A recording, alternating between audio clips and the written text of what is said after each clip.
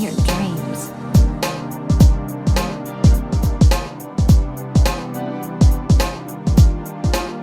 Hey, what's up guys? Welcome back to another Snowbreak Containment Zone video, and today I'm just going to be listing a few issues I have with the game. Don't get me wrong, I love this game very much. It's a really great game, but I do want to address the issues that this game has. By the way, if you happen to like the content, feel free to leave a like and subscribe. The one small issue I have with this game is the resource management. It takes a lot of resources to level up characters, to train their weapons, to level up their neuronics, to level up their logistics. At one point, I even ran out of Digicash, and that's probably like the first time in any gacha game that I've had zero of the in-game currency. Now, I did play Fate Grand Order at one point, and yes, leveling up characters in Fate Grand Order was pretty difficult, but I never had zero what was the in-game currency in FGO? It was I've never had zero QP. I was low on QP, but I've never had zero QP before in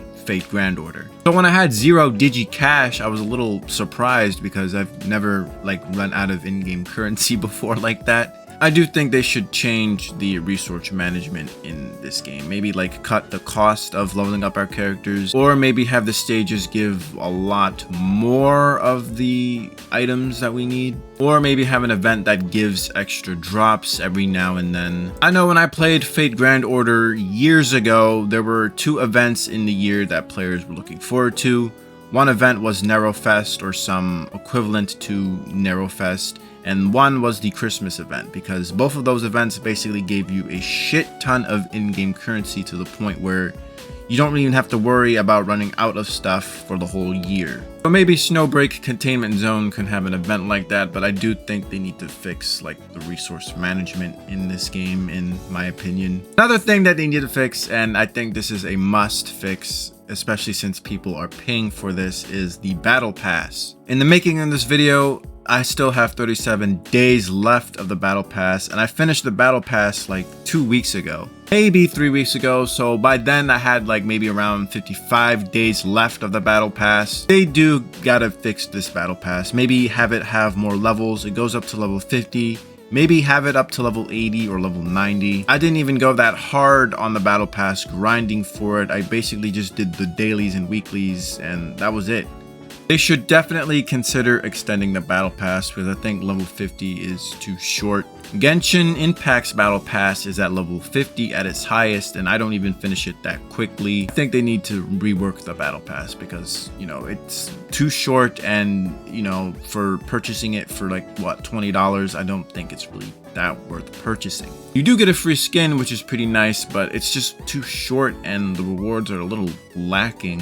I really do hope that they fix this because people do pay for this. Another problem I have with this game is whenever I use a support skill, that character can get hit and that character can actually die. You won't believe how many times I had to restart the Underground Purge runs, all because I use a support skill and my support character will just fucking die. When I play Punishing Grey Raven and use a support skill, my support character doesn't get hit, nor do they die.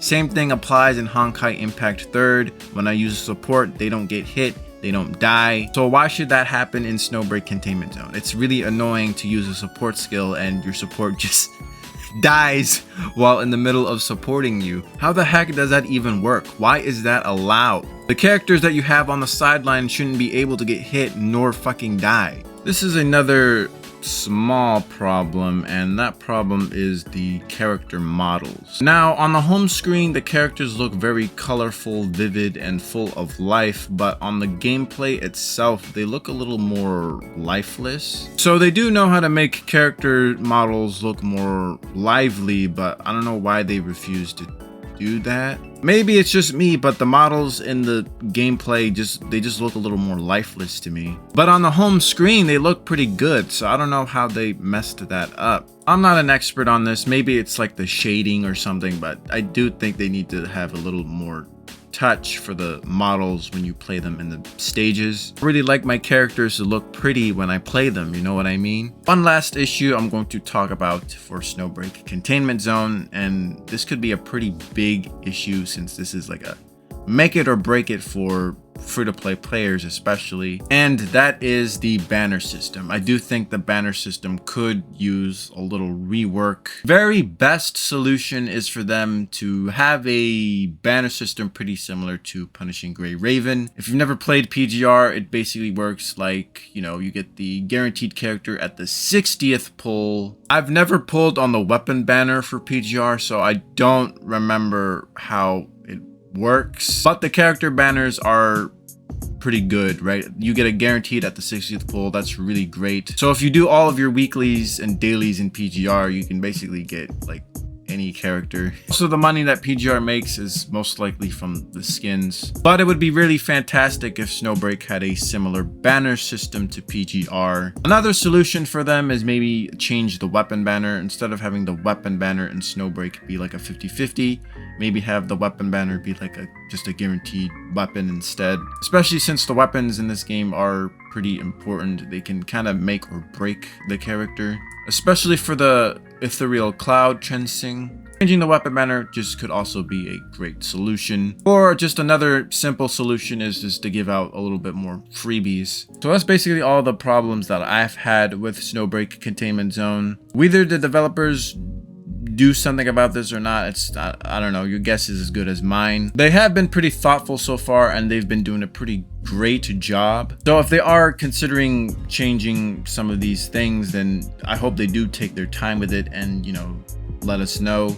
As I stated earlier, I do love this game. I made this video to address the issues that this game has, so hopefully maybe the developers can maybe see this and, you know, make some changes. Anyways, that's going to be the end of this video. Let me know what you guys think about these problems, and I'll see you guys later.